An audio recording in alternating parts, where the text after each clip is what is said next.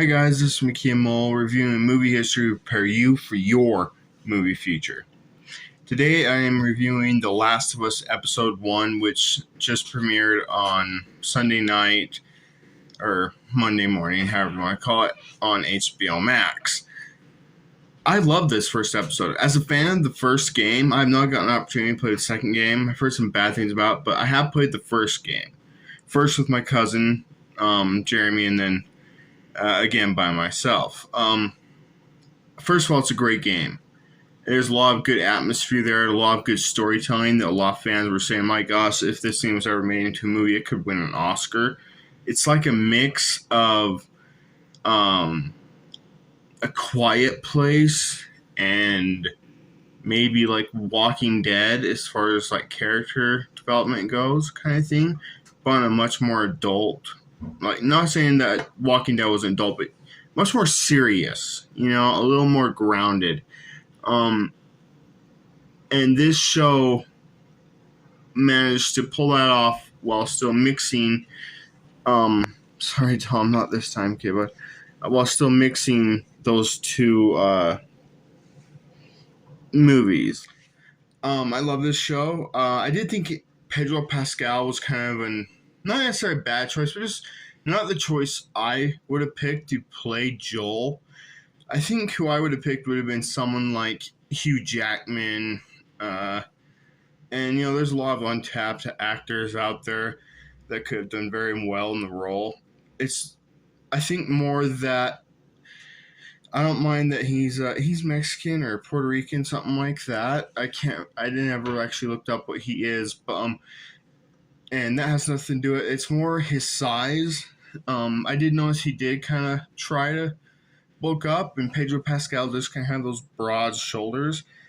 But in the game, he is supposed to be like a 6'2", 6'3", 225-pound muscular man with this big old beard and gruff voice. I mean, the dude looks like Wolverine. Now, with all that said, Pedro Pascal did kill it as Joel in this first episode. Now, I can't tell you how good the show is, because I've not seen all the show, just the first episode, but by judging just off the first episode, he seems to do pretty good playing Joel. Especially when you do get, you don't get too much Ellie and Joel interaction till maybe the last 30 minutes of the episode, and it's a 127-minute episode.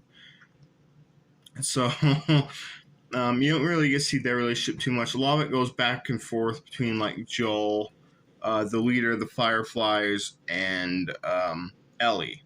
And I did know they were gonna have to add some stuff in that weren't in the games, which is fine. Film the runtime, as long as it doesn't mess with the essential storyline.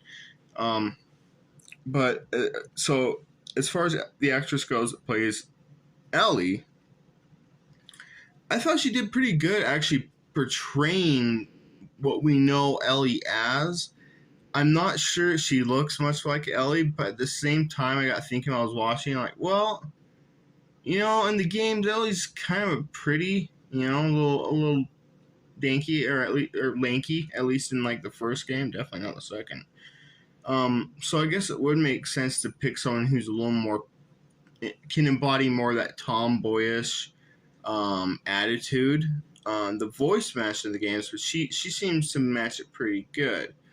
I did like that, and I think she did really good in the role.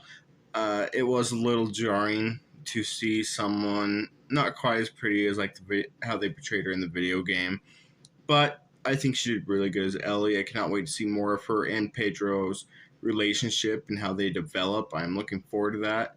You don't get too much of like clickers, runners, bloaters. I forget the names all. It's been a while since I played the game, but you don't get too much of that, except for in like the first 15-20 minute prologue. And I gotta say, when that happens, it is a lot of fun. Other than that, the only time you see a clicker, I'm not gonna spoil that, but sorry about that. I'm just gonna edit that out. I'm not editing that out. Overall, though, guys, The Last of Us Episode 1 was really good. It's starting to set up the basis that those of us that are familiar with the game is setting up the Fireflies, setting up Fedra, a lot of the characters like Ellie, Joel. I forget the name of the girl that helped Joel in the first game. It's setting all of that up, and they're doing pretty good doing it. And by the way, that first scene, or that first sequence, I guess, with Joel and Sarah, his daughter. By the way, the actress who plays Sarah, I thought did phenomenal. Picture of her and name of the actress who played her will be over here. I thought she did phenomenal playing the role, and that sequence when she's alone is amazing. It did kind of creep me out a little bit. The fact that they got the writer that wrote the story for the Last of Us video game to come back and write. I don't know if he's going to be writing all the episodes, but I know he did help produce it and write it for television. So that gives me pretty good faith that it's going to be a pretty dang good movie. I am yet to see a clicker, a live walking clicker, or undead. No, they're alive. What am I thinking?